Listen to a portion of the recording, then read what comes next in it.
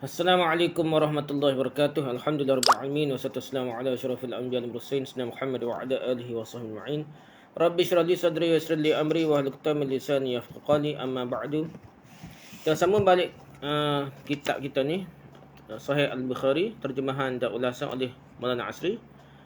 Kita ni dalam Kitabul Iman lagi, kitab iman, bab besar ya, Kitabul Iman, dan kita dalam bab yang ke-31 dah. Bab ke-31 dah. Babun as-salatu minal iman. Babun as-salatu minal iman. Wa qala Allah Ta'ala wa ma kana Allah liyudi'a imanakum. Yakni salatakum 'indal baiti. Bab yang 31, sembahyang itu adalah sebahagian daripada iman. Babun as-salatu minal iman. Dan firman Allah Ta'ala, Allah tidak akan mensia-siakan iman kamu, iaitu iman kamu tu, iaitu sembahyang kamu dekat Baitullah, dekat Mekah lah dah. Okay, tujuan diadakan tajuk bab yang ke-31. Bab 31 ni babun as-salatu minal iman. Dan kesinambungannya dah, kaitannya dengan bab-bab sebelumnya ni. Perkaitan bab yang ke-31 ini dengan bab-bab sebelumnya ialah dengan mengambil kira bab yang ke-30 sebagai celahan daripada Imam Bukhari. Di antara bab-bab yang menceritakan bahawa amalan-amalan adalah sebahagian daripada iman. Di bab ke-31 ni kait dia dengan bab ke-30. Imam Bukhari mencelah lah, nak ceritanya amalan-amalan ini sebahagian daripada iman. Celahan yang dilakukan oleh Imam Bukhari itu bertujuan untuk menyatakan bahawa amalan-amalan yang disebutkan dalam beberapa bab sebelum itu semuanya mudah sebenarnya. Jadi tak payah, semuanya mudah. Kalau bab sebelum ni lah dah. Tidak payah dah. Jangan anggap agama ni payah, amalan agama ni payah dah. Siapa kau semaya perlu niat dah. Tak payah, mudah. Agama suruh ni mudah. Dan ia juga bertujuan untuk menghilangkan kejumuan disebabkan oleh tajuk-tajuk yang hampir sama berturut-turut dikemukakan olehnya. Jadi sekadar cerita benda lain, kait sikit dah. Kait juga tapi ikut jauh-jauh pun kait sikit supaya tak jemu lah. Penghujung hadis yang disebut di bawah tajuk yang ke-30 itu mempunyai perkaitan rapat dengan tajuk yang ke-31 ini. Apabila dilihat dari sudut ibadah yang diminta supaya dilakukan pada waktu-waktu yang disebutkan ialah ibadat berupa sembahyang, kaitnya sembahyang lah, iaitu salat subuh di waktu awal pagi, zuhur di waktu tengah hari, asar di waktu petangnya, maghrib dan isyak di awal malam. Di samping itu, kalau bab yang ke-30 menyatakan agama Islam itu mudah, pada bab yang ke-31 ini mengemukakan contoh mudahnya agama Islam itu. Contoh mudahnya semaya dulu dah. Lihat saja kepada solat yang merupakan salah satu rukun Islam yang terpenting, sehingga hadis-hadis yang menyebutkannya sebagai tiang agama semaya-semaya ni dan pembeza serta pemisah di antara iman dan kufur. Kena iman kufur beza semaya dah. Itu pun hanya perlu dikerjakan sebanyak 5 kali sahaja dalam masa 24 jam. Bukan benda susah, benda mudah ni. Walaupun 5 kali, benda mudah dah. Untuk mengerjakannya, anda tidak perlulah mengambil masa lebih daripada 1 jam pun. Dalam perjalanan dan ketika sakit pula, ia dapat dijamukkan dan dapat dikosarkan jadi 2 rakaat. 4 jadi 2 rakaat. Ketika tidak terdapat air atau tidak dapat menggunakan air kerana sesuatu sebab seperti sakit, tak ada air dan sebagainya lah, anda tidak perlu berwuduk. Tayamum sahaja pun sudah dapat menggantikan wuduk. Dalam keadaan tidak dapat berdiri, anda dibenarkan bersolat sambil duduk. Orang-orang perempuan pula ketika datang bulan, maksudnya haid, datang bulan langsung tidak perlu bersolat. Dan tidak perlu mengqadakan solatnya pada waktu yang lain. Pendek kata, memang mudah agama Islam tu dah. Agama Islam tu tak payah.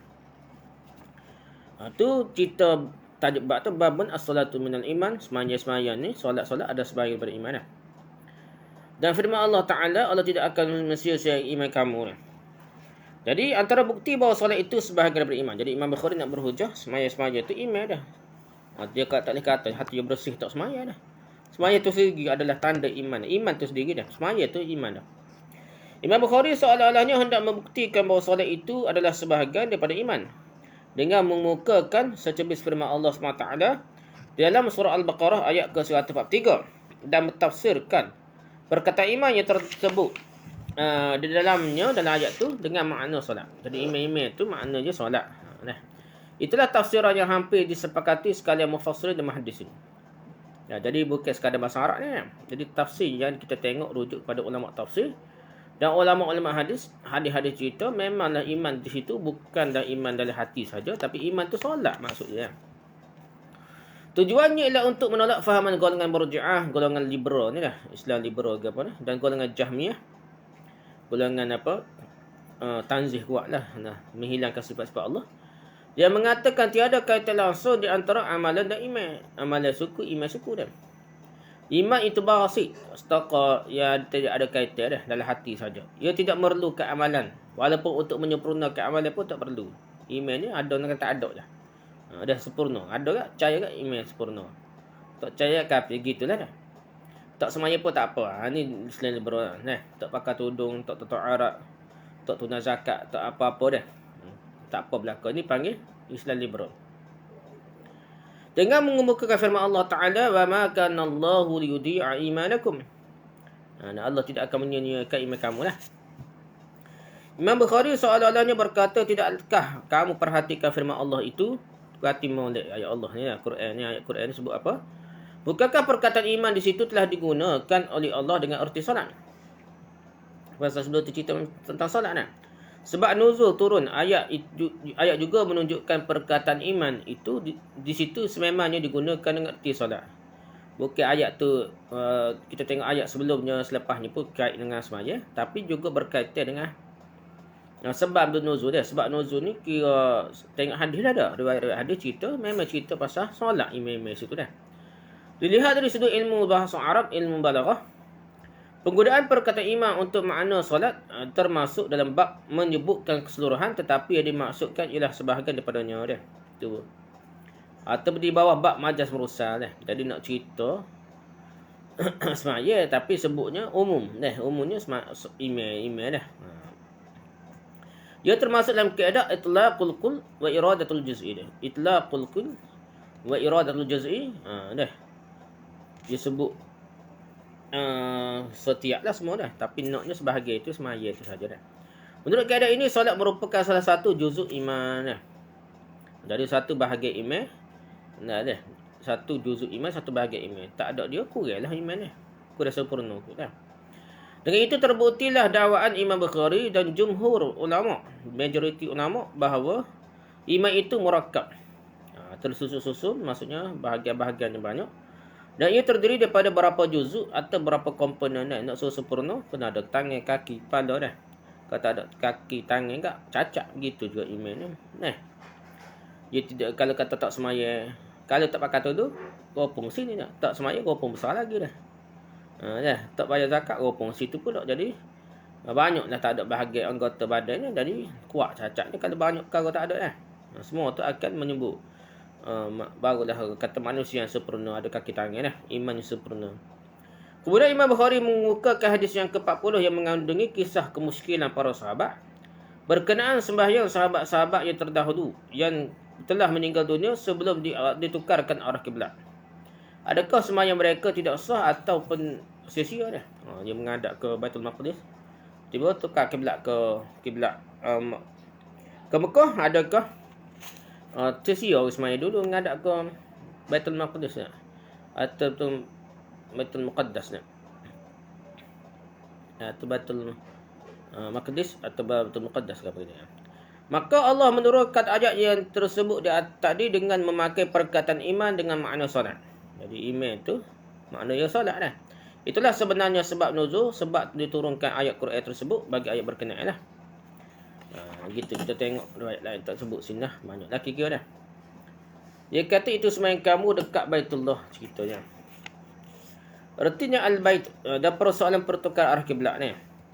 Perkataan al-bait biasanya ditafsirkan dengan makna Baitullah, rumah Allah lah. Demikianlah perkataan itu digunakan dalam Al-Quran. Allah sebagai contohnya telah menggunakan perkataan al-bait itu dengan erti Baitullah. Dalam firman berikut, "Mama kana salatuhum 'indal baiti illa muka'u wa tasdiyah, fadzuqul 'adzab bima kuntum takfurun." Bermaksud dan tiadalah sembahyang mereka di sisi Baitullah itu melainkan dengan bersiul-siul dan bertepuk tangan. Itu cara sembahyang orang jahiliah dulu. Oleh itu rasalah kamu wahai orang-orang kafir azab seksa dengan sebab kekufuranmu. kekafiranmu lah, kekufuranmu. Surah Al-Anfal ayat 35. Tetapi tambahan dekat bait dah. Indal baiti dah. Salatum indal baiti, dekat bait, dekat rumah dah. Daripada Imam Bukhari di sini menimbulkan beberapa kemusykilan di kalangan ulama hadis. Kerana apa maknanya Allah tidak akan mensia-siakan sembahyang kamu dekat Baitullah. Kepada para sahabat yang sedang muskil tentang sembahyang, sahabat-sahabat terdahulu telah meninggal dunia. Sedangkan mereka tidak sempat pun dengan sembahyang di Baitullah kerana telah dihalau keluar dari Mekah. Dan kerana mereka sememang tidak berada di Mekah, sebaliknya berada di Madinah. Cerita tukar kiblat ni berada di Madinah. Masa Mekah, kalau nak kira kiblat kat, kalau semaya pun situlah Baitullah tu lah. Cerita di Madinah. Sampai Madinah, Allah suruh Nabi semaya menghadap ke Baitul Maqdis di Palestin lah. Bukan menghadap ke Mekah.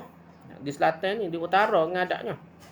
Jadi pertukaran arah kiblat ni ceritanya daripada menghadap ke arah utara, turun ke arah selatan semula ke Mekah ni. Jadi tu ceritanya. Tapi kalau kira indal baiti ni di Baitullah ni cerita ni, Baitullah ni sebenarnya di Mekah lah, bukan di kira hak special, hak utama. Baitullah ni betul-betul ni di Mekah lah dah. Mereka pula cerita arah tukar kiblat daripada Baitul Maqdis ke Mekah. Dah ke Baitullah di Mekah. Kerana kalau al-bait itu ditafsirkan dengan makna Baitul Maqdis, ia juga tidak bersesuai dengan situasi ketika turunnya ayat tersebut. Kerana Baitul Maqdis terletak jauh daripada mereka. Indal bait ini di sisi dekat dengan Baitullah, dekat dengan rumah Allah. Sedangkan kalau Baitul Maqdis tu jauh, beribu kilometer pula dah.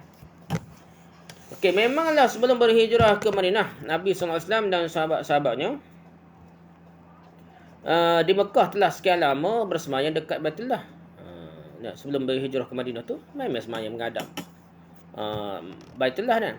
Tetapi perkara itu tidak menjadi kemusykilan lah. Tak ada masalah dah. Tapi tak ada lah peristiwa tukar kiblat dah. Di Mekah tak ada dah.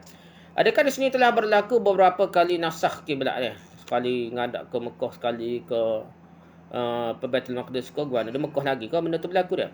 Di mana asalnya disuruh supaya menghadap ke arah Baitullah, kemudian ke arah Baitul Maqdis. Kemudian selepas itu diperintahkan kembali menghadap ke arah Baitullah. Orang tanya gitu lah.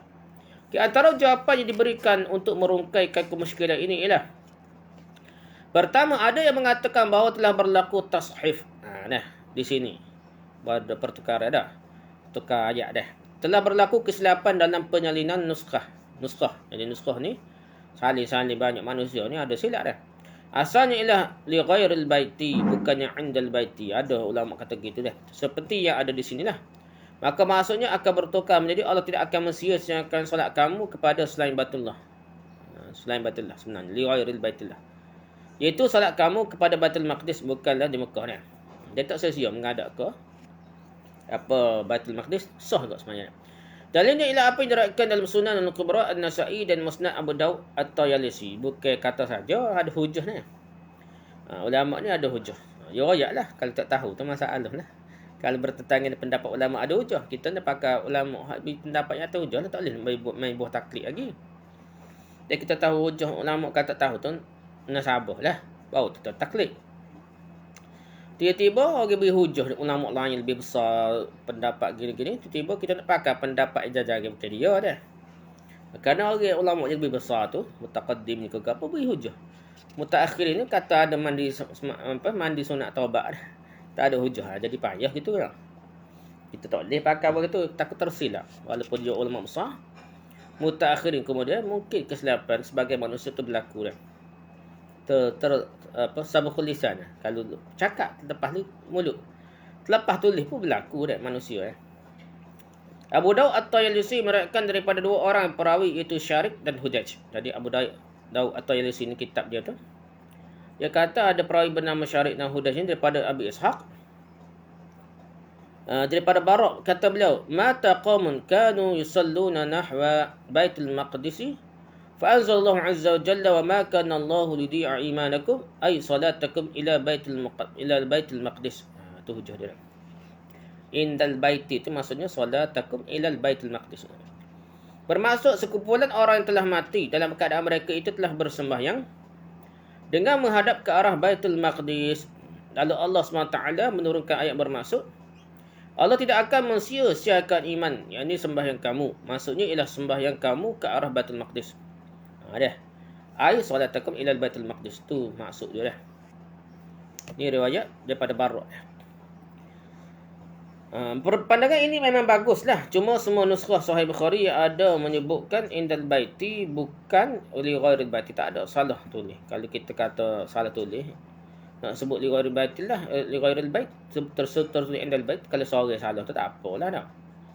Ini semua nuskhah tu cari serupa belaka indal baiti, tak ada sebut pun li ghairil baiti. Kalau ada satu saja nuskhah Sahih Bukhari memamparkan li ghairil baiti, saja bolehlah juga dikatakan lain itu tersalah ni. Ada kurang-kurangnya tu ada. Ni dah ditulis li ghairil baiti.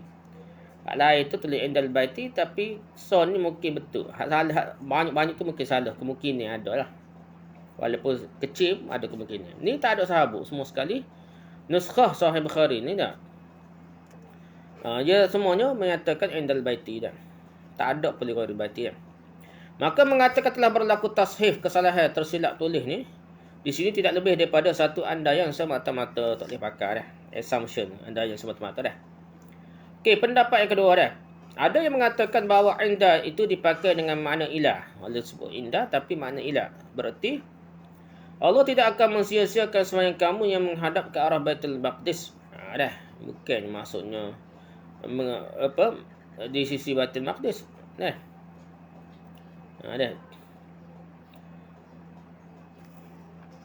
Jadi bukannya indal baiti itu bukannya maksudnya semaya di sisi dekat tepek dekat Baitul Maqdis, tapi maksudnya kepada ilah dah, ke arahnya. Jawapan ini agak jauh dan tidak disetujui oleh kebanyakan ulama untuk setuju kata indah ni tak boleh bubuh nak makna ilah dah. Kerana perkataan al-bait yang segera difahami ialah Baitullah. Sepatutnya ditakwil al-bait itu dengan Baitullah. Dan perkataan indah itu ditakwil dengan makna kawasan yang berdekatan dengan Baitullah, itu Mekah. Maksudnya ialah Allah tidak akan mensia-siakan sembahyang kamu dahulu yang kamu lakukan dekat Baitullah dengan menghadap ke arah Baitul Maqdis, tidak menghadap ke arah ke Baitullah. Jadi Madinah, Mekah lagi menghadap ke bukan menghadap ke Baitullah, menghadap ke Baitul Maqdis. Sekali tengok ayat gini lah. Kalau sembahyang kamu dahulu yang kamu lakukan dekat Baitullah dengan menghadap ke arah Baitul Maqdis itu pun tidak disisiakan oleh Allah. Sembahyang kamu ketika berjauhan dari Baitullah di Madinah lebih-lebih lagi lah tidak akan disisiakan oleh Allah. Dan menghadap masa Mekah ni Baitullah dekat mana, sepatutnya menghadaplah ke Baitullah, ke Kaabah tu. Tiba-tiba menghadap ke Baitul Maqdis yang jauh tu pun sah maya, Allah terima ibadat semaya dia. Tambah-tambahlah duduk jauh duduk Madinah, tak nampak lah Kaabah pun dah jauh, menghadap ke Baitul Maqdis lagilah Allah terima dia. Kerana semuanya telah dilakukan dengan perintah Allah juga. Jadi Allah nak ajar juga sini, bukan masuk menghadap Kaabah tu dah. Pentingnya perintah Allah dah. Ini adalah pendapat Hafiz Ibn Hajar dan diperkenankan oleh sekarang ramai tokoh-tokoh hadis lain. Ramailah berpendapat serupa dengan Ibn Hajar dalam bab ni, dalam hal ni lah.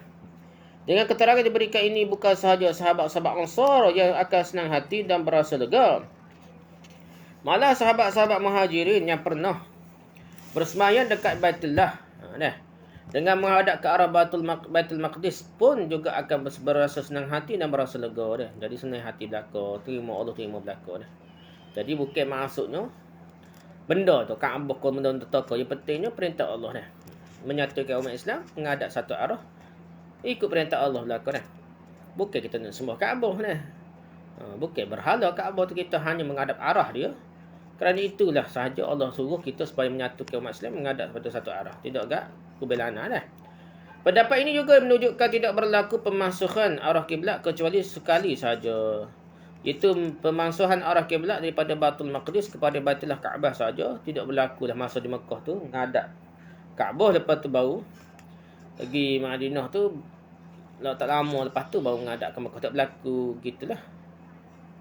Tak berlaku lah masa Kaabah, mula menghadap ke kiblat Kaabah tu, lepas pergi Madinah menghadap ke Baitul Maqdis, lepas tak lama tu baru menghadap ke Kaabah pula. Tidak berlaku gitulah. Kalau ikut kaedah ni lah. Tak apalah, itu kepahaman ulama dah. Asar Ibn Abbas dan lain yang menyatakan bahawa sebelum berhijrah juga Nabi SAW bersembahyang dengan menghadap ke arah Baitul Maqdis. Ada asal Ibn Abbas yang kata Nabi duduk Mekah lagi menghadap ke Baitul Maqdis. Boleh dijadikan sebagai sandaran untuk pendapat ini. Al-Qastalani menulis, أن العلماء اختلفوا في الجهة التي كان صلى الله عليه وسلم توجه إليها للصلاة فهو بمكة فقال ابن عباس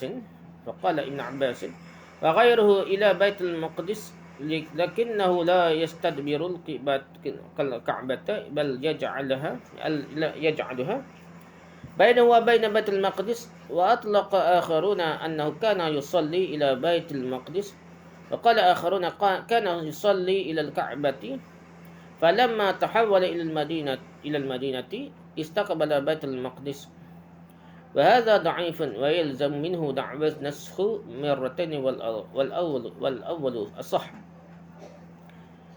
Bermaksud para ulama berbeza pendapat tentang arah kiblat Nabi sallallahu alaihi wasallam ketika di Mekah. Ibn Abbas dan lain mengatakan ke arah Baitul Maqdis, tetapi dengan tidak membelakangi Kaabah. Menghadap Baitul Maqdis tapi ada Kaabah depan dia. Sebaliknya dalam keadaan Kaabah berada di antara baginda sallallahu alaihi wasallam dan Baitul Maqdis. Jadi Kaabah tu duduk menghadap kau ni lah, maksudnya Nabi pun cari bucu daripada selatan menghadap ke utara lah. Dua-dua jadi Kaabah dia. Ada golongan ulama yang dengan jelas mengatakan memang baginda menghadap ke arah Baitul Maqdis. Sementara segolongan yang lain pula berpendapat Nabi SAW menghadap ke arah Baitullah. Setelah berpindah ke Madinah baru baginda menghadap ke arah Baitul Maqdis. Pendapat ini dhaif, dia kata dah. Mengatakan begini berarti mendakwa berlaku pemasuhan arah kiblat ni sebanyak 2 kali. Berlaku masuh arah kiblat ni 2 kali pula. Pendapat pertama tadi lebih sahih, dia kata dah. Rujuk Irsyadus Sari jilid 1 Musa 182. Masuk pandangan golongan pertama yang dikatakan lebih sahih oleh Al-Qastalani itu ialah dengan Nabi SAW menghadap Kaabah dari arah selatan Baitullah di antara Hajar Aswad dan Rukun Yamani. Dalam keadaan itu jadilah baginda menghadap ke arah Baitul Maqdis dengan tidak membelakangi Baitullah Kaabah. Cuma yang menjadi masalahnya ialah terdapat ayat begini, Ammani Jibrilu 'inda babil baiti. Jibril telah mengimamiku dekat pintu Baitullah. Dalam setengah riwayat hadis yang menyatakan Jibril telah menjadi imam kepada Nabi sallallahu alaihi wasallam untuk menjelaskan waktu salat fardu. Setelah baginda menerima salat fardu 5 waktu pada malam Mi'raj. Dalam keadaan mereka bersembahyang dengan menghadap Baitullah dekat pintu Kaabah, tidak mungkin mereka juga dapat menghadap ke arah Baitul Maqdis. Pintu tu tidaklah berada di arah selatan, nak menghadap ke utara tidak. Pintu Masjid Mekah tu pintu Kaabah tidak gitu dah. Kerana pintu Kaabah menghadap ke arah timur. Baitul Maqdis pula terletak di sebelah utara Kaabah. Hadis itulah yang menjadi sandaran golongan ketiga pula yang mengatakan semasa di Mekah sebelum berhijrah ke Madinah, Rasulullah menghadap ke arah Baitullah ketika baru solat, bukan menghadap ke Baitul Maqdis. Hadis itu juga menjadi pegangan golongan yang mengatakan pemasuhan arah kiblat telah berlaku 2 kali dah. Pertama ke arah Baitul Maqdis dan kedua setelah 6 bulan berada di Madinah ke arah Baitullah Kaabah semula. Tetapi hadis-hadis tidak jelas menunjukkan Nabi SAW menghadap ke arah Baitullah di peringkat awal dengan perintah Allah. Tak jelas perintah Allah mana hak kata suruh menghadap ke Baitullah peringkat awal. Apa yang berlaku hanyalah berdasarkan pilihan peribadi dan kecenderungan jiwa baginda semata-mata. Pada ketika itu Rasulullah diberi pilihan untuk menghadap ke arah mana yang disenangi oleh baginda. Kecenderungan jiwa baginda pada ketika itu ialah menghadap ke arah Baitullah yang merupakan kiblat datuk baginda Nabi Ibrahim AS lah. Mekah lah, Kaabah tu lah dah.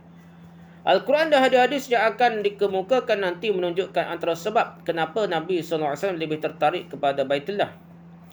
Allah Ta'ala berfirman, Inna awlan nasi bi Ibrahim lalladhina ittaba'uhu hadhan nabiyyu walladhina amanu wallahu waliyul mu'minin. Bermaksud sesungguhnya orang-orang yang hampir sekali kepada Nabi Ibrahim dan berhak mewarisi agamanya ialah orang-orang yang mengikutinya dan juga Nabi Muhammad, yakni Nabi Muhammad ini serta orang yang beriman, yakni umatnya, umat Islam. Dan ingatlah Allah adalah pelindung dan penolong sekalian orang-orang beriman. Surah Ali Imran ayat 68. Ketika menggambarkan rupa Nabi Ibrahim AS yang dilihatnya pada malam Mi'raj, Nabi tengok Nabi Ibrahim dah. Rasulullah SAW bersabda begini, wa ra'aitu Ibrahim alaihissalam fa ana ashbahu waladihi bihi. Termasuk aku melihat Ibrahim alaihissalam, rupa-rupanya adalah akulah anaknya yang paling menyerupainya. Nabi Ibrahim, Nabi kita Nabi Muhammad SAW hampir serupa dengan Nabi Ibrahim. Hadis riwayat Bukhari, Muslim, Ahmad, Tirmizi, Abu Ibn Hibban. Datuk dia lah. Nabi Ibrahim ni, tok ya Nabi SAW. Begitu juga menggambarkan rupa Nabi Ibrahim AS yang dilihatnya ketika sedang bersembahyang begini ni. Wa idza Ibrahim AS qa'imun yusalli ashbahun nasi bihi sahibukum ya'ni nafsahu. Termasuk aku melihat Ibrahim AS sedang berdiri sembahyang. Orang yang paling menyerupainya ialah kawanmu ini. Maksudnya beliau ialah dirinya sendirilah. Jadi serupa dengan Nabi Ibrahim itu serupa Nabi Muhammad SAW. Ada Muslim dan Al-Bahaqi. Keserupaan perangai dan rupa paras di antara Rasulullah SAW dan Nabi Ibrahim AS, itulah yang menarik hati baginda kepada Baitullah yang merupakan kiblat Nabi Ibrahim dan anaknya Ismail AS semenjak awal lagi lah. Kira-kira 3 tahun sebelum berhijrah ke Madinah, Nabi SAW telah pun mendapat perintah daripada Allah supaya menghadap ke arah Baitul Maqdis. Maksudnya 3 tahun sebelum hijrah tu ada arah sebelum menghadap Baitul Maqdis. Pada ketika itu masih lagi bagi dia dapat menghadap ke arah Kaabah di samping menghadap ke arah Baitul Maqdis lagi peringkat tu lah. Setelah berhijrah ke Madinah, Rasulullah SAW hanyalah dapat menghadap ke arah Baitul Maqdis yang sahaja yang telah diperintahkan baginda menghadapnya saja. Tiada lagi peluang untuk menghadap ke arah Baitullah walaupun secara sambil duduk alik selatan pun tak boleh lah. Sedangkan hati baginda tetap terpaut dengannya. Seolah-olahnya baginda telah pun mendapat isyarat daripada Allah bahawa kiblat ke arah Baitul Maqdis itu hanyalah untuk sementara waktu sahaja.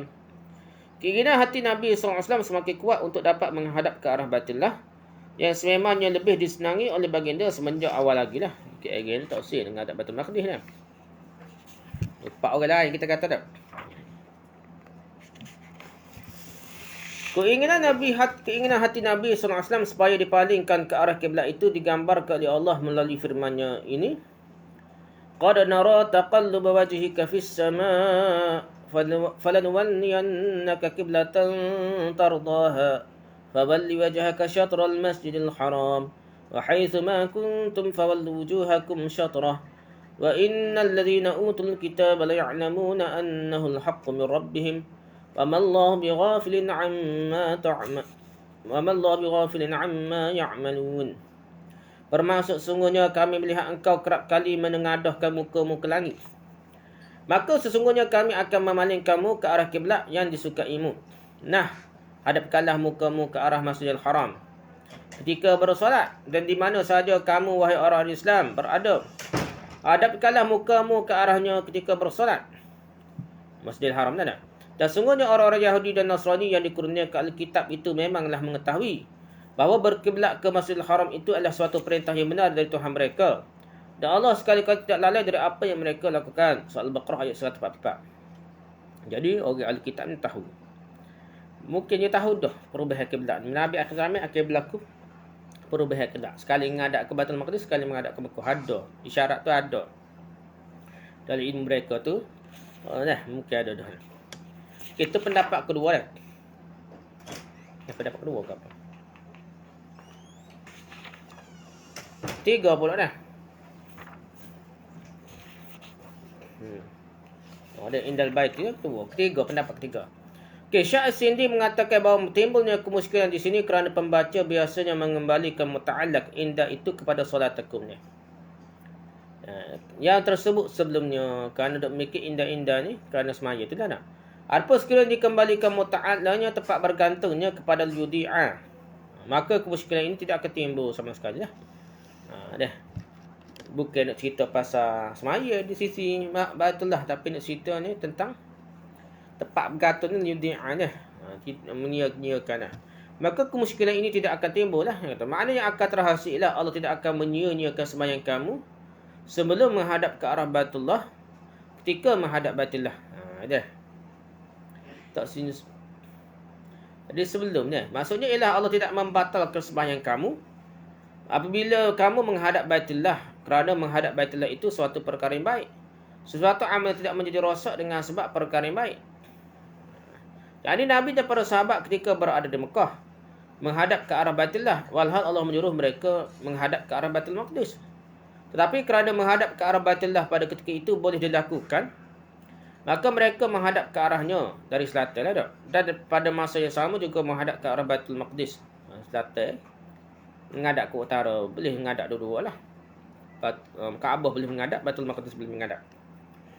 Imam Bukhari dengan itu mengisyaratkan kepada khilaf yang berlaku di kalangan para ulama berkenaan dengan adakah pada awalnya sudah diperintahkan supaya menghadap ke arah Baitul Maqdis, atau adakah kiblat pada awalnya ialah Baitullah.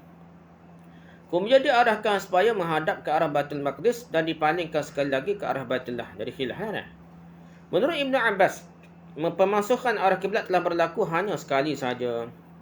Nabi SAW dari awal lagi telah diperintahkan supaya berkiblat ke arah Baitul Maqdis. Ketika bersembahyang dekat Baitullah di Mekah, Nabi SAW dan para sahabat dapat menghadap ke arah Baitul Maqdis dan Baitullah secara serentak. Dalam keadaan tertentu semasa di Mekah, apabila tidak berada di hadapan Baitullah, mereka tidak dapat menghadap Baitullah. Sebaliknya terpaksa menghadap ke arah Baitul Maqdis sahaja. Demikian juga keadaan mereka ketika berada di Madinah.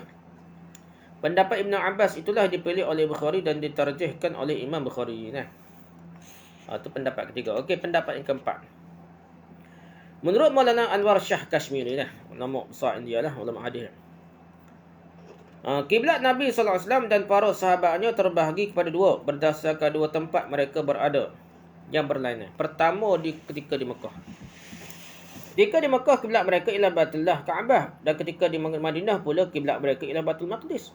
Bukan cerita tu, kira dua tempat je. Mekah, Kaabah. Madinah, Baitul Maqdis. Bagaimanapun Baitul Maqdis hanya menjadi kiblat mereka selama 16 bulan saja atau 17 bulan saja. Selepas itu mereka diperintahkan melalui ayat ke-144 surah Al-Baqarah supaya menghadap ke arah kiblat, ke arah Baitullah, ke arah Kaabah. Berdasarkan pendapat Maulana Anwar Shah ini, pemasukan hukum menghadap ke arah kiblat hanya berlaku sekali saja. Iaitu daripada menghadap ke arah Baitul Maqdis pada Baitullah. Tu je. Memang kira hak mana. Kalau Mekah memang Allah suruh menghadap Kaabah.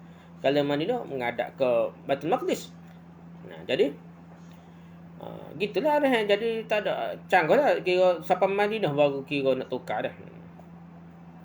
Adapun hukum menghadap ke arah Baitullah semasa di Mekah, ia tidak pernah dimansuhkan. Apa yang berlaku ialah setelah berhijrah ke Madinah, Allah memerintahkan Nabi-Nya supaya menghadap ke arah Baitul Maqdis untuk beberapa ketika kerana hikmah-hikmah tertentu. Bagi penulis, inilah pendapat yang terbaik dan paling munasabah serta masuk akal. Memandangkan Kaabah adalah kiblat Nabi Ibrahim dan anaknya Nabi Ismail yang merupakan leluhur bangsa Arab. Yang lama dah orang bangsa Arab ni memang menghadap ke Kaabah ni. Tak kira je selai Nabi Ismail lagi tu. Lepas tu kacau bila jenis sembah berhala pun menghadap ke Kaabah tu juga ni. Berkiblatnya Nabi SAW dan para sahabat ke Baitul Maqdis masa di Mekah sebelum berhijrah ke Madinah juga boleh menjengkelkan, memarahkan dan meliarkan bangsa Arab. Orang Arab marah. Buat apa menghadap kau denung tu? Oh Yahudi dah, orang mu ikut Yahudi kau ni Nasrani, kamu ni bukan bangsa Arab dah keluar dah. Khususnya puak Quraisy terhadap agama Islam yang dibawa oleh Rasulullah SAW. Mereka mesti buat modal dah, buat sentimen perkauman dah. Ni bukan ikut Melayu ni, ikut Cina dah. Ikut orang Yahudi Nasrani lah. Menghadap ke Baitul Maqdis ni. Hamba Cina, hamba DAP ke hamba. Jadi kita lah tak. Hamba je jadi buat modal lah, buat modal. Padahal tak ada gapo dia perintah Allah, tapi buat modal. Di Mekah tak boleh buat gitu dah. Di sentimen perkauman tu kuat dah. Berkiblat ke Baitul Maqdis juga boleh menimbulkan kebencian dan menjadi alasan kepada orang-orang Arab, khususnya Quraisy, untuk memusuhi Rasulullah SAW dan ajaran Islam yang dibawa oleh baginda dah. Buat modal dah mesti dia benci dah. Dia bukan ikut bangsa Arab ni ikut orang putih ni, Baitul Maqdis. Berkiblat ke Baitul Maqdis ketika di Mekah sangat nyata sekali tidak bersesuaian dengan hikmah dan kebijaksanaan dakwah yang terdapat dalam ajaran Islam. Cerita panjang-panjang ni. Soalan pendapat ketiga ataupun pendapat yang kata menghadap ke kiblat ni, duduk Mekah hanyalah menghadap ke kiblat di Kaabah. Di Madinah hanya menghadap ke Baitul Maqdis. Itu je arah Allah. Lepas tukarnya hanyalah berlaku ketika di Madinah. Gitulah. Bukan tukar. Memang di Mekah tu memang kena ngadap Kaabah. Memang di Madinah kena ngadap Baitul Maqdis. Satu arah saja dah. Untuk semua perbincangan di bawah tajuk bab ke-31 di atas, lihat Fathul Bari jilid 1 muka 9 Umdatul Qari jilid 1 muka 239 hingga 241. Al-Abwab wa Tarajim jilid 1 muka 389 hingga 391. Irsyadus Sari jilid 1, Irsyadus Sari jilid 1 muka 141 hingga 142. Al-Kawakib ad-Darari jilid 1 muka 162 hingga 163. Jami'ud Darari jilid 1 muka 581 hingga 583. Faidul Bari jilid 1 muka 206 hingga 208. Kashful Bari jilid 2 muka 351 hingga 356. Nasrul Bari jilid 1 muka 303 hingga 305. Tuhfatul Qari jilid 1 muka 262 hingga 264. Itu perbahasan panjang-panjang itulah rujukan. Kita bincang panjang-panjang berapa lah ni tau. Berapa lah ni kita ni. Ini adalah bau tajuk bab dah, tajuk bab. Dan hadis ta'liq dia bukan hadisnya ayat Quran dah, jadi dibawa dalam tajuk bab tu. Untuk menghuraikan tajuk bab jugalah. Lepas tu hurah pula daripada tajuk bab ni panjang lagi dah. Sehingga pelah 5 menit lah dah.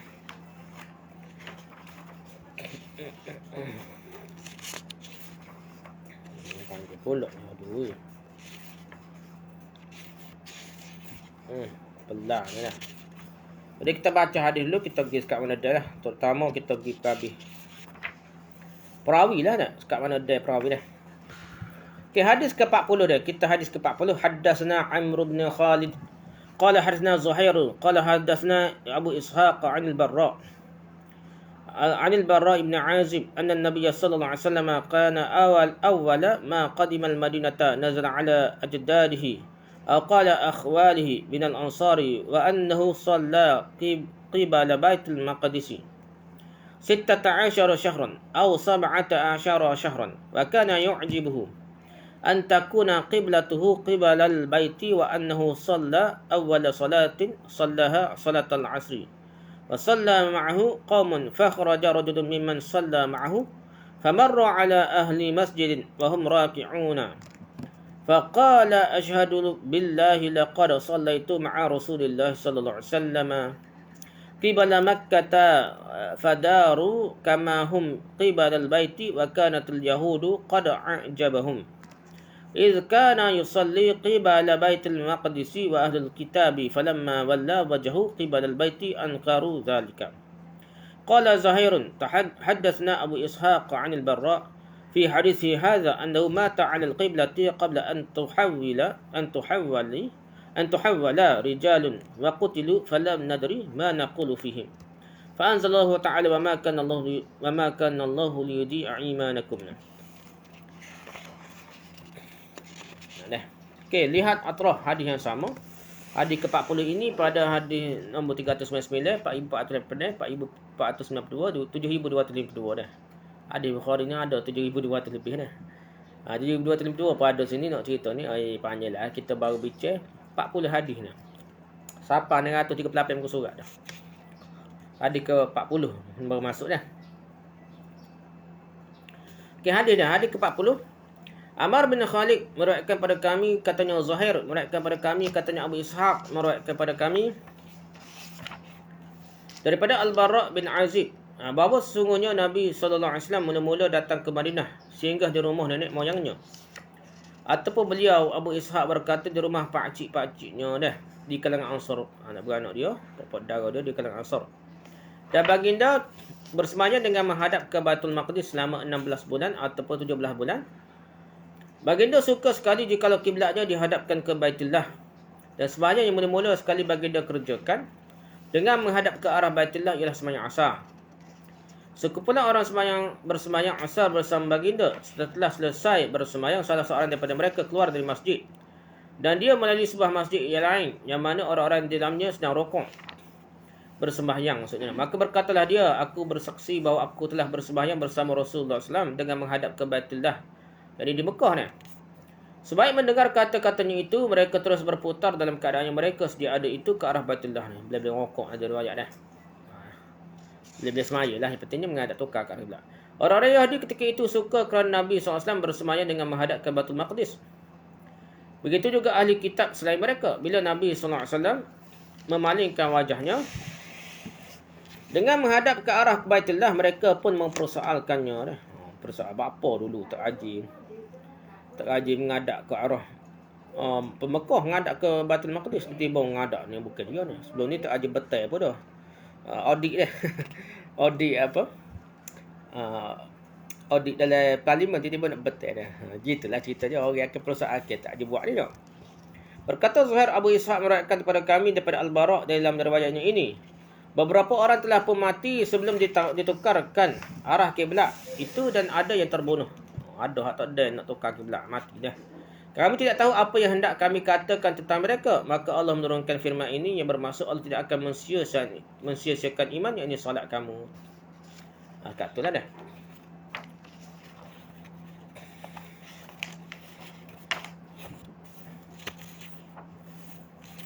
Jadi kita balik semula, kita pergi sikit-sikit lah dah.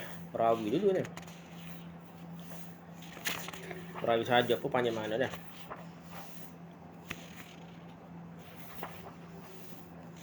Okey, mula hadis ni sebutnya Ammar bin Khalid. Ammar bin Khalid. Siapa dia Ammar bin Khalid?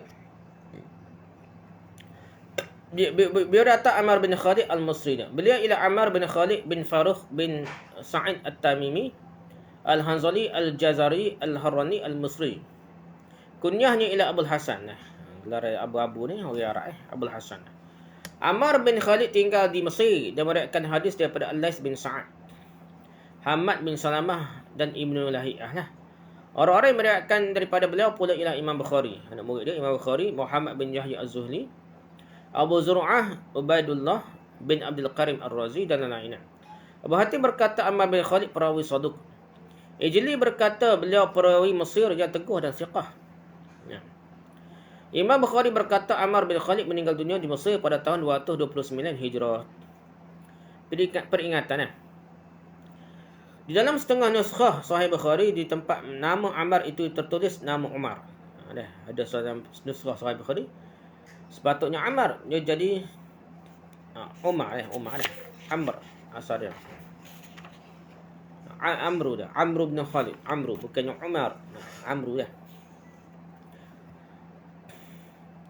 Itu sebab sebenarnya disebabkan kesalahan catatan. Ni tasrih, ni tasrih. Pasal banyaknya sebut Amru dah. Tiba-tiba ni jadi Umar ni salah dah. Kerana tidak ada seorang pun guru Imam Bukhari bernama Umar bin Khalid, tak ada sekali. Sebab selagi oceknya untuk guru Imam Bukhari tak ada nama Umar, nama Amru bin Khalid tak ada, Umar ni tak ada. Bukan sekadar guru beliau, perawi Sahih Bukhari pun tidak ada yang bernama Umar bin Khalid. Dalam Sahih Bukhari banyak-banyak tu tak ada perawi Sahih Umar bin Khalid. Bahkan perawi dengan nama ini tidak terdapat juga dalam kutub sitah semua sekali. Kutub sitah. Sunnah sitah ni kitab ni hadis ni. Dah Imam Muslim Ibn Majah, Nasa'i ke apa Daud ke apa ni tak ada belaka dah. Kitab sitah ni berapa ribu hadis, tiba-tiba tak ada sahabat dah sebut perawi nama Umar bin Khalid.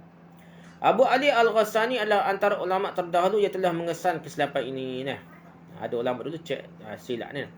Tetapi terdapat dua orang lagi perawi bernama Ammar bin Khalid selain perawi hadis ke-40 ni. Ada orang lain Ammar bin Khalid.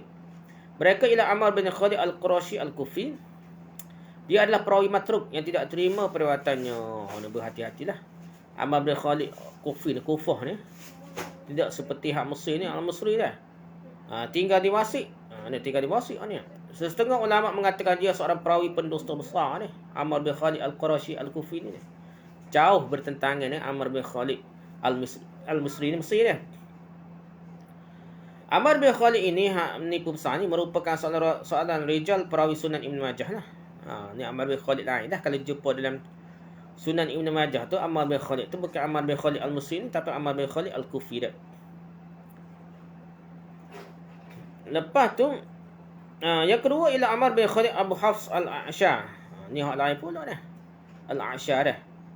Jadi dia perawi munkarul hadis dhaif. Riwayatnya tidak terdapat dalam kutub sitah pun tak ada dah. Jadi gitulah dah. Dan tadi dalam Ibn Majah ada Ammar bin Khalid Al-Kufi ni. Jadi jangan tukar dah. Lihat Fathul Bari jilid 1 muka surat 9 pendek, Umdatul Qari jilid 1 muka surat 241, Taqribut Tahzib muka surat 421, At-Tarikh Al-Kabir jilid 6 muka surat 327, Tahzibul Kamal jilid 1 muka surat 101 hingga 103, Khulasa Al-Khazraji muka surat 288, Al-Kashif jilid 2 muka surat 75, Kashful Bari jilid 2 muka surat 366 hingga 367. Itu rujukan dia dah.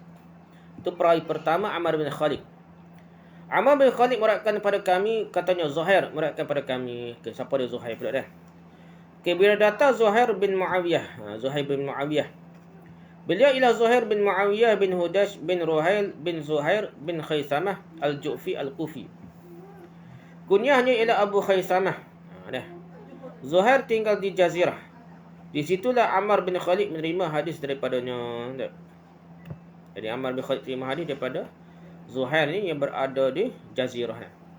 Beliau meriwayatkan hadis daripada Abu Ishaq As-Sabi'i, Humaid At-Tawil, Ziyad bin Ilaqah, Abu Hazim Salamah bin Dinar, A'mash, Sulaiman At-Taimi, Simak bin Harb, Suhail bin Abi Saleh, Mansur bin Al-Mu'tabir, Musa bin Uqbah dan lain lagi. Tu Tok Guru je lah. Humaid At-Tawil ke apa dah. Tu Tok Guru kepada Zuhair ni. Orang-orang yang meriwayatkan hadis daripada beliau, anak murid pada Zuhair ni, beliau terdiri daripada tokoh-tokoh seperti Yahya bin Sa'id Al-Qattan, Yahya bin Adam, Ammar bin Khalid, Syu'aib bin Harb Al-Madaini dan Abu Nu'aim. Para ulama hadis bersepakat tentang kehebatan, ketokohan dan keteguhan riwayatnya. Gagah mana riwayat dia dah. Imam Ahmad berkata tentang Zuhair, beliau adalah salah satu lombong kebenaran. Yahya bin Ma'in berkata siqah. Ahmad bin Abdullah Al-Ijli berkata siqah, ma'mun, dipercayai. An-Nasa'i berkata siqah, sabat, teguh. Az-Zahabi berkata beliau adalah antara gedung ilmu, seorang hafiz dan teguh. Yahya bin Ma'in juga berkata Zuhair lebih hafiz daripada Israel. Nama orang ni, nama guru ni lah. Israel lah. Kedua-duanya siqah ni. Siqah belakang, boleh percaya belakang, kuat. Syu'aib bin Harb pernah berkata Zuhair 20 kali ganda lebih kuat ingatannya, lebih baik ingatannya berbanding Syu'bah. Syu'bah ni hebat dah. Zuhair ni 20 kali ganda dah. Mu'az bin Mu'az pula berkata, apabila aku telah mendengar hadis daripada Zuhair, aku rasakan tidak perlu lagi mendengar daripada Sufyan Ats-Tsauri. Kemah lah. Tak payah dengar daripada guru Sufyan Ats-Tsauri sebab kemah Zuhair ni. Sufyan bin Uyainah berpesan kepada salah seorang muridnya, pastikan engkau belajar dengan Zuhair bin Muawiyah. Kerana di Kufah tidak ada orang sepertinya. Di Kufah ni di Iraq dah. Jadi dia kuat. Demikianlah kata-kata pujian dan sanjungan para ulama rijal terhadap Zuhair. Walaupun begitu, riwayat Zuhair daripada Abu Ishaq As-Sabi'i kurang dipercayai mereka. Zuhair ni hebat bukan main pun. Kalau daripada Abu Ishaq As-Sabi'i, tak percaya mana dah. Selagi tidak ada mutabik sokongan lah, hadis yang ada perawi yang sokongan lain kepada beliau dah, ada mutabik kepada beliau, mereka akan meragunya. Kalau tak ada mutabik, ada sokongan hadis lain yang semakna, mereka akan ragu dah. Kerana itu Imam Ahmad berkata Zuhair pada apa yang diriwayatkannya daripada guru-guru hadis yang lain teguh dan bagus. Tetapi hadisnya daripada Abi Ishaq lemah. Kata gitu dah, Imam Ahmad kata dah. Dia telah mendengar hadis daripada Abi Ishaq di akhir hayatnya dah. Jadi dia dengar hadis Abi Ishaq ni akhir hayat siapa dia tahu? Akhir hayat Abi Ishaq ke akhir hayat dia dah. Abu Zur'ah berkata Zuhair perawi thiqah, cuma beliau mendengar hadis daripada Abi Ishaq setelah ingatan Abu Ishaq bercakap dah. Dia dengar hadis Abu Ishaq ni, bukan dia masalah ni, masalah tu guru dia Abu Ishaq tu tak ingat mana dan tuanya, ada nyanyuk tak ingat dah. Abu Hatim berkata Zuhair lebih kami sukai daripada Israel pada semua perkara kecuali pada hadis daripada Abi Ishaq. Zuhair perawi thiqah, teguh dan orang sunnah dah. Dia lewat meriwayat hadis daripada Abu Ishaq. Yang tok guru ni Abu Ishaq je lewat dah. Zuhair lahir pada tahun 95 Hijrah dan meninggal dunia pada tahun 173 Hijrah. Sebelum meninggal dunia, beliau telah menderita penyakit lumpuh selama kira-kira setahun setengah. Lumpuh dia. Zuhair adalah salah seorang perawi Kutubus Sittah. Perhatian, hadis ke-40 ini adalah salah satu riwayat Zuhair daripada Abu Ishaq. Pula dah nah. Kenapa Imam Bukhari mengambil hadisnya daripada Abi Ishaq? Nah, sedangkan kita telah tahu bahawa riwayat Zuhair ni daripada Abi Ishaq adalah dhaif. Jawapannya ia adalah dalam Sahih Bukhari sendiri terdapat riwayat mutaba'ah bagi riwayat ini. Dalam Sahih Bukhari, tak payah cari lain, dalam kitab Sahih Bukhari ni hadis yang makna yang sama, tempat lain daripada Sufyan Ats-Tsauri boleh menyokong hadis ini ya. Dan Israel dia. Sufyan Ats-Tsauri dan Israel, cucu Abu Ishaq ni meriwayatkan hadis yang sama sebagai penyokong pada riwayat Zuhair ni nah. Kerana itu riwayat Zuhair ini tetap kuat pada pandangan muhaddisin serupa dengan lain kerana tidak bercanggah dah. Lihat Umdatul Qari jilid 1 muka surat 241, Fathul Bari jilid 1 muka surat 90. Taqribut Tahzib muka surat 218, Syiarun A'lamin Nubala jilid 8 muka surat 101 hingga 104. Tahzibul Kamal jilid 9 muka surat 420 hingga 425, Khulasa Al-Khazraji muka surat 103. Al-Kashif jilid 1 muka surat 408, Kashful Bari jilid 2 muka surat 367 hingga 376. Tu biodata Zuhair bin Muawiyah. Aduh, pajak lagi perawi kita.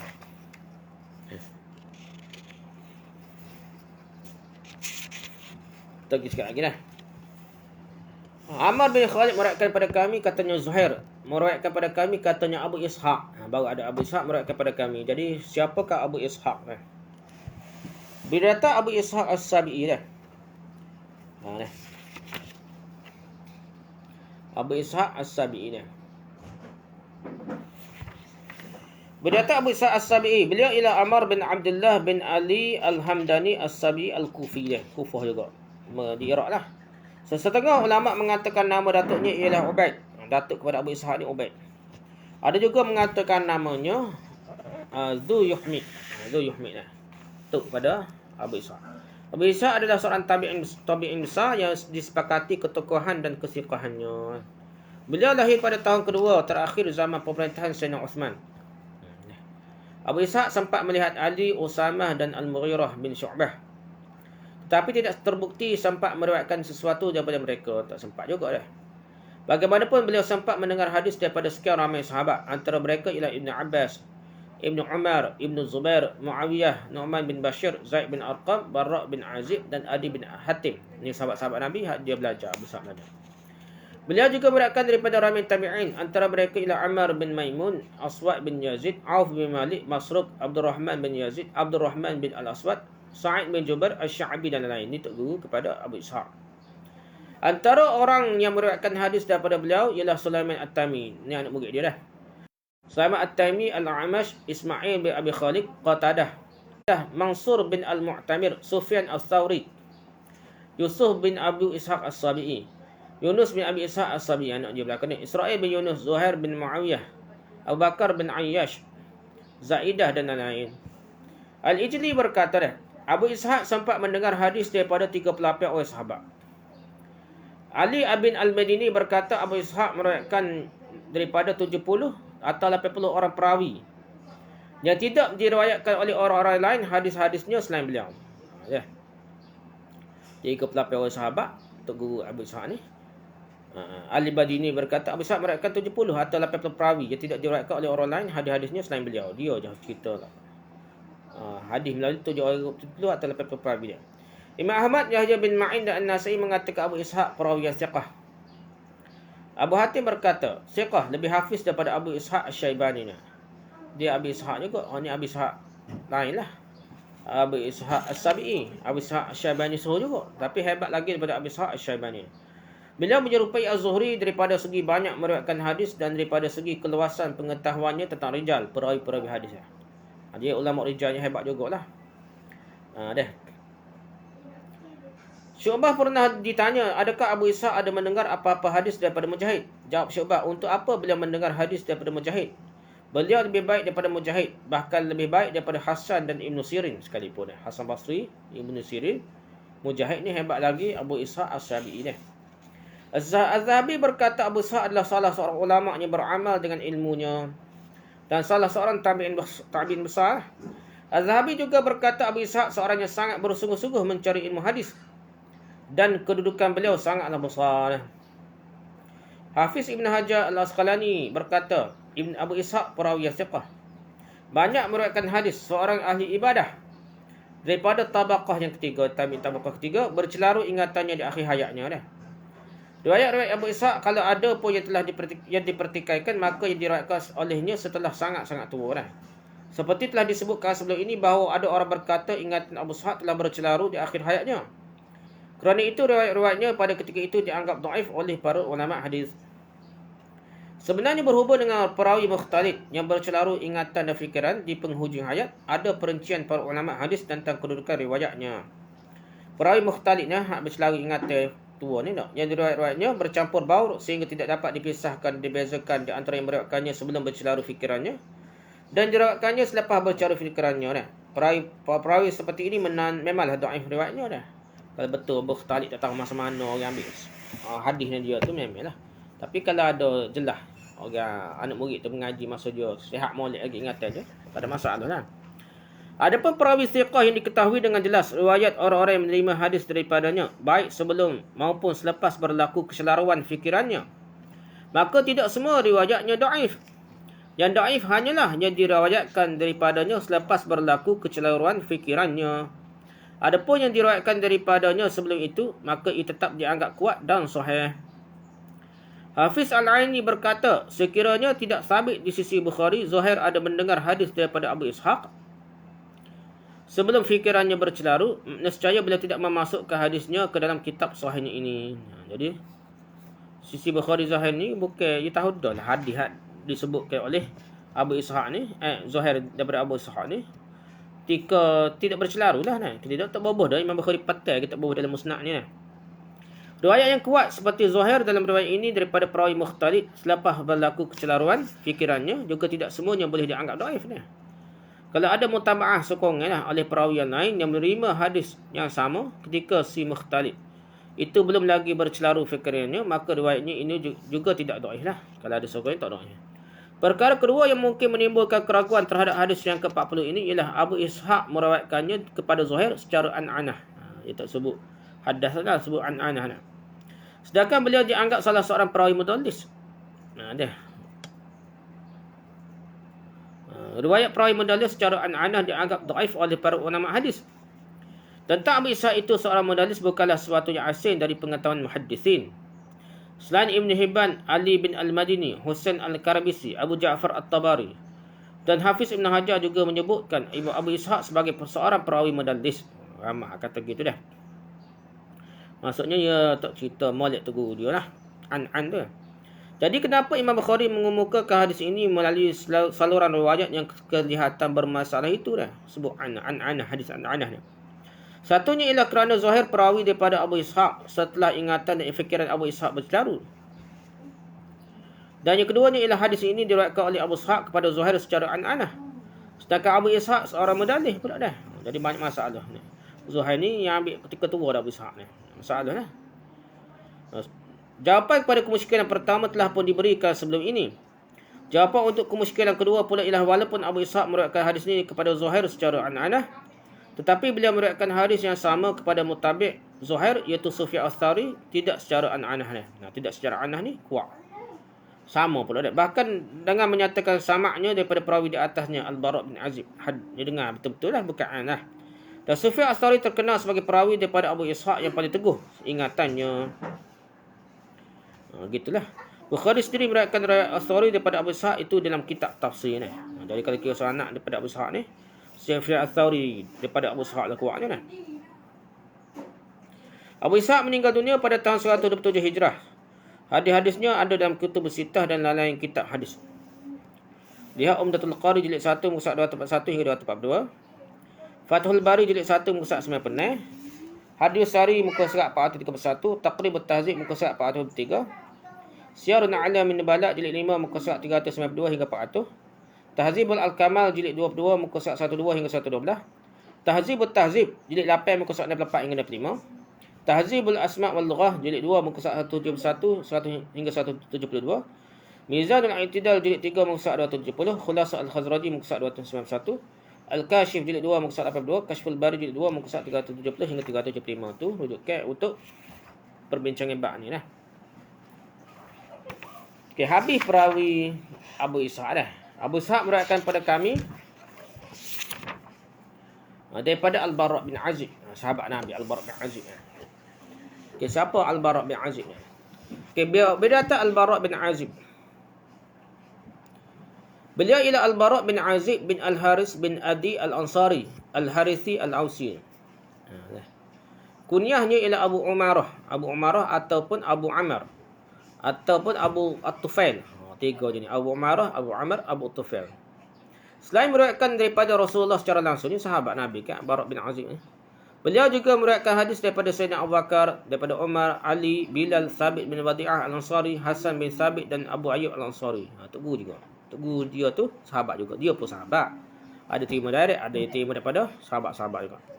Antara sahabat yang meriwayatkan hadis daripada beliau ialah Abdullah bin Yazid Al-Khatmi dan Abu Juhaifah Wahab bin Abdullah Aswa'i. Sahabat ambil riwayat pada dia. Di kalangan tabi'in pula ramai sekali orang-orang yang meriwayatkan daripada Al-Bara'. Antaranya Asy-Sya'bi, Ibnu Abi Layla, Abu Ishaq As-Sabi'i. Ini sahabat tabi'in ya, ambil hadis daripada Al-Bara'. Asy-Sya'bi, Ibnu Abi Layla dan Abu Ishaq As-Sabi'i. Al-Bara' bin Azib sebaya dengan Abdullah bin Umar. Sama umar, sama tua dengan Ibnu Umar. Beliau juga antara sahabat yang tidak dibenarkan menyertai peperangan Badar kerana dianggap belum cukup umur, yakni belum berumur 15 tahun. Tak sampai umur 15 tahun Nabi tak boleh masuk perang Badar. Selepas itu tidak ada satu pun peperangan yang tidak disertainya. Lepas perang Badar, perang Uhud dia boleh ikut dah. Dan dia perang belaka ikut perang belaka tak tinggal dah Nabi dah. Menurut Abu Amr Asy-Syaibani, beliaulah penakluk negeri Rai. Bara' bin Azib ada bersama Abu Musa Asy'ari dalam peperangan di Tustar. Dalam perang Siffin, Jamal dan peperangan dengan golongan Khawarij, beliau sentiasa berada di pihak Sayyidina Ali. Beliau akhirnya menetap di Kufah. Ni Bara' bin Azib ni banyak sokong Sayyidina Ali dah. Dan dia pergi ni sampai ke Syria ke apa, Tustar ke apa, Rai ke apa dah. Al-Bara' meriwayatkan sebanyak 300 hadis daripada Rasulullah sallallahu alaihi wasallam. Bukhari dan Muslim bersepakat mengambil sebanyak 22 hadis beliau. 15 hadisnya hanya diriwayatkan oleh Bukhari sahaja tanpa Muslim, dan 6 hadisnya pula hanya diriwayatkan oleh Muslim sahaja tanpa Bukhari. Selain daripada dalam hadis Bukhari dan Sahih Muslim, hadis-hadis beliau juga terdapat dalam kitab-kitab utama hadis yang lain. Al-Bara' bin Azib meninggal dunia di Kufah di Iraq lah pada tahun 71 Hijrah. Keperingatannya, ayah Al-Bara' iaitu Azib juga seorang sahabat Nabi sallallahu alaihi wasallam. Al-Bara' bin Azib, Azib tu ayah dia pun sahabat Nabi lah. Tidak ada orang lain di kalangan sahabat bernama Azib selain ayah Al-Bara'. Dan tidak ada juga di kalangan sahabat orang yang bernama Al-Bara' selain beliau. Jadi Bara' bin Azib ni nama pelik. Nama pelik. Orang Arab nama pelik. Jaga orang Arab ni berbuh nama Bara' dan jaga orang Arab berbuh nama Azib. Ayah dia. Lihat Umdatul Qari jilid 1 muka surat 241 hingga 242. Fathul Bari jilid 1 muka surat 96. Taqrib At-Tahdzib muka surat 121. Siyarun A'lamun Nubala jilid 5 muka surat 392 hingga 400. Tahzibul Kamal jilid 4 muka surat 34 hingga 37. Tahzibul Asma' wal Lughah jilid 1 muka surat 132. Khulasa Al-Khazraji muka surat 4 Kashful Bari jilid 2 muka surat 370 hingga 375. Baca lagi tahun ni nak. Panjang pula. Masuk kena dah sekali lagi dah. Berhenti dulu dah. Kita baca depan ni, sambung pula pasal banyak lagi. Syarah dia nak habis hadis. Wallahu a'lam. Subhanakallah wa bihamdika, subhanakallah wa bihamdika, subhanakallah asyhadu an la ilaha illa anta astaghfiruka wa atubu ilaik. Assalamualaikum warahmatullahi wabarakatuh.